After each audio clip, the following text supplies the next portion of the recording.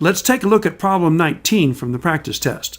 It says to consider the following pseudocode functions, where each print statement prints on a separate line of output and then executes a line feed. Which of the following describes all of the values of the input n for which functions f1 and f2 print the same sequence of numbers?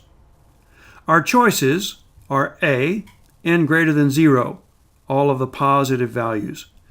B, n greater than or equal to 0, positive values including 0. C, n less than 0, all of the negative values. And D, n less than or equal to 0, all the values that are negative as well as 0. So we're trying to see which one of these scenarios will cause both of these functions to do exactly the same thing. Let's look at the two functions. f1 and f2 both bring in a formal parameter n. They both have a variable k that starts at 0. The action and step inside of the loop are identical. K gets k plus 1, print k. Same thing here. The check is the same, k less than n, k less than n. The only distinction between these two functions is that this is a do-while loop and this is a while loop. And as we discussed before, it is possible for a while loop never to act. But a do-while loop will always act at least once.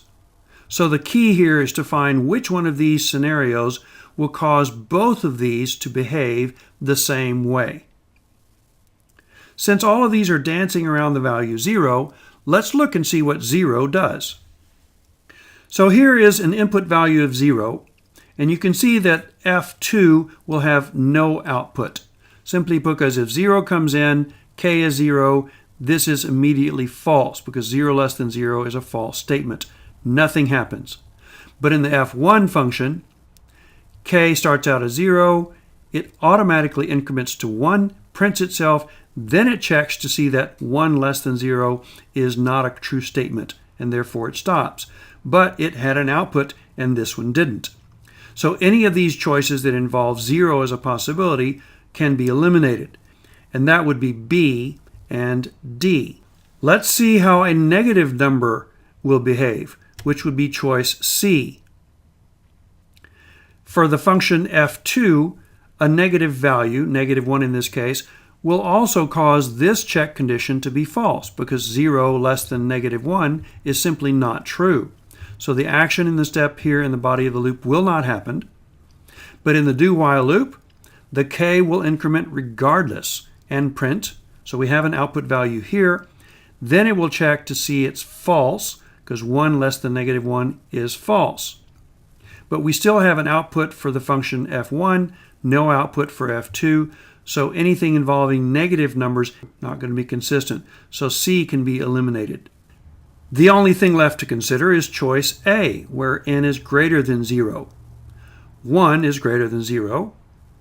And so the f2 function, if 1 comes in, k is 0. This is true because 0 less than 1 is indeed true.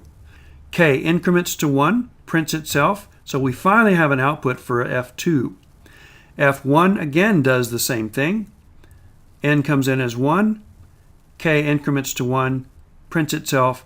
1 less than 1 is false, so this loop stops, but we still had an output of 1. Both loops behaved the same way. If n was 2, both of them would have the same output, because when you finally get down to 1, both loops will stop at the same time. So it's safe to say that any value that is greater than 0 will cause both of these functions to behave exactly the same way. Therefore, choice A is the correct one for problem 19.